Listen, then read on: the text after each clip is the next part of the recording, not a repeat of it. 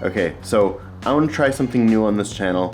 I want to start a weekly video series called Rumor Mill, and we'll see if it takes off. But mostly I just want to talk about gear in a way where I'm getting the stuff that's like annoying me in my head out onto a video, and maybe I'll stop thinking about it. Who knows? So let's talk about some stuff. Today I want to talk about the Canon Eos R5, or at least what people are calling it. It's kind of like the next EOS R, and what I think is actually the next 5D body, which is essentially, I think they're gonna mash them up. I think so. Let's talk about it.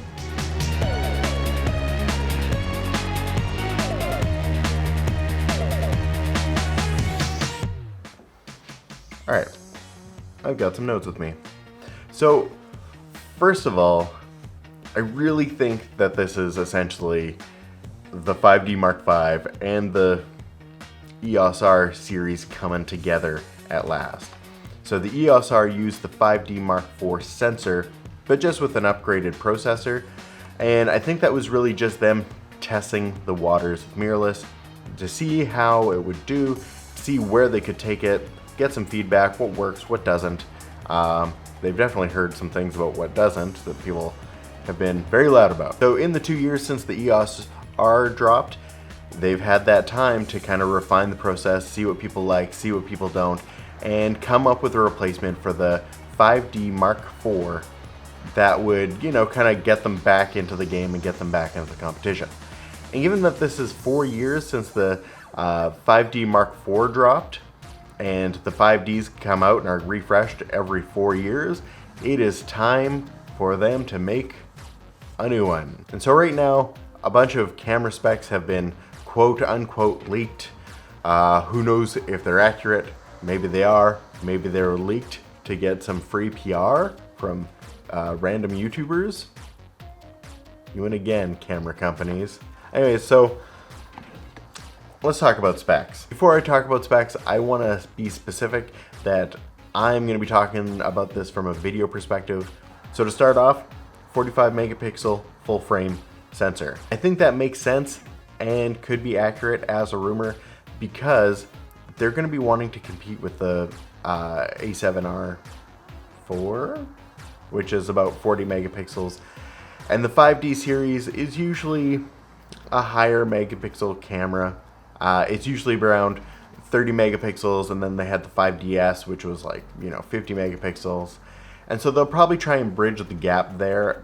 I would be happy with the sensor size that's 25 megapixels to 33 megapixels, because that's kind of in the 6K to 8K range.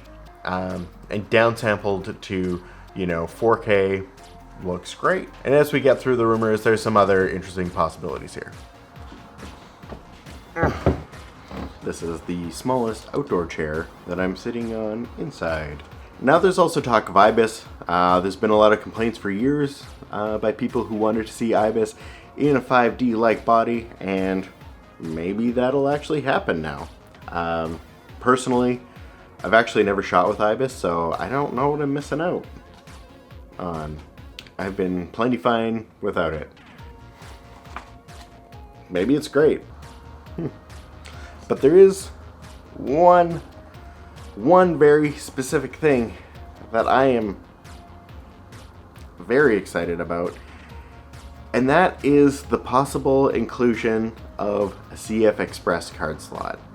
That would actually be the thing that would make this camera really awesome, because that opens up a lot of doors, and a lot of the rumors that are coming out in terms of the specs and what the videos can do and what photos it can take seem outlandish. If you're talking about SD cards, they seem crazy. But once you start talking about a CF Express card and a higher quality processor, is great, because that allows for a lot of data throughput. And if the processor can take enough of it from the sensor, that could mean big things for this camera. So let's talk about the rumored specs, right? Things like 8K 30. Now I have seen something about 8K 30 RAW, and in some ways I could see that possible because of the CF Express card slot. I don't think they're going to include it in there, especially because their new higher end cinema camera, the C500, is only 6K, but it is maybe technically possible to do it because it requires less processing than maybe converting that to another format, you know, a more compressed format. So it becomes a question of, is it easier for the camera to pull raw data from the sensor and just put it on the cards, or is it easier to compress it to put it on the cards? So I think that's the question that we're looking at, although we'll see. I think if it is an 8K RAW, though I doubt it, it's going to be at a bit of a crop, which isn't unusual, especially for the 5Ds, because the frame for the stills camera is a little bit more square and the video side is a little bit more rectangular, so there's always a little bit cut off. Now, whether that's enough to make it 8K, we'll see. I think it's probably going to be a pixel for pixel readout, which will put it at, you know, 8K is 33 megapixels. So I think that's what we're looking at, is it'll be that amount of a crop. I'm not going to do the math to figure it out, but there will be a crop on the 8K for sure. How much, we'll see. It might be 1.3. That's a guess. I have no reason to make that guess, or I have done any math. So take this whole video, just take it with like a pound of salt, just like a whole pound, just a bag of salt, just a burlap sack. So we'll see about 8K. I would have thought 6K would have been more reasonable. 6K downsampled would look great, but we'll see what we get. In terms of 4K, I feel like 4K 60 is a minimum at this point, especially with that CF Express card. 4K 120 with autofocus, I don't know. I don't know that we're going to get that, though 4K 60 with autofocus should be totally possible with this setup. It's a better processor, faster card. I think that could be possible. I think with this CF Express card slot, we will get 4K 10-bit internally. Now, hopefully that's with the 60p. That would be awesome, especially for me. I would love that. And then in terms of the 4K 120, that's likely to be only an 8-bit option. I would have a hard time seeing them do a 4K 120 that is in 10-bit without a severe crop. So the other thing to mention is that a lot of these higher end video settings will only be available through that faster CF Express card, I'm pretty sure. There will be limits on the SD cards, and you'll need to fork out money for the more expensive cards to take advantage of those features.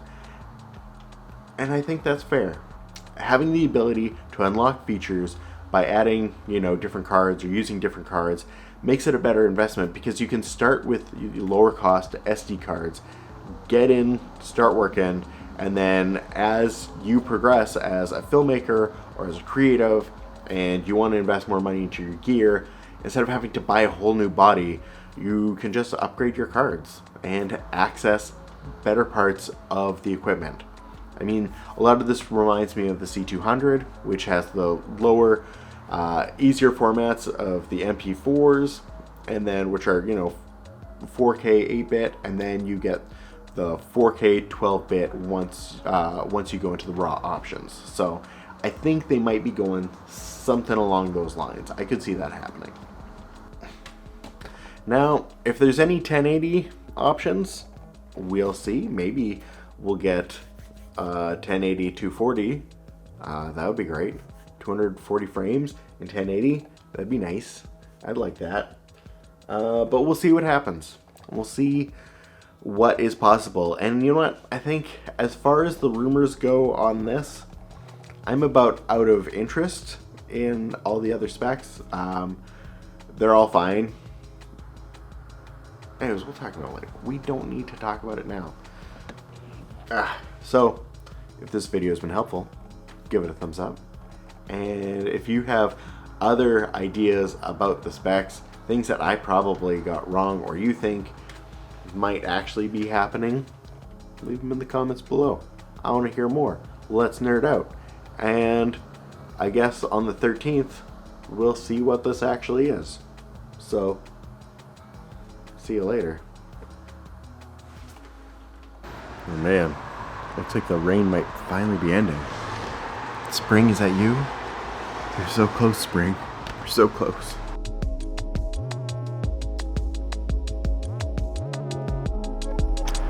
I might have to go and do stuff outside today. It feels great.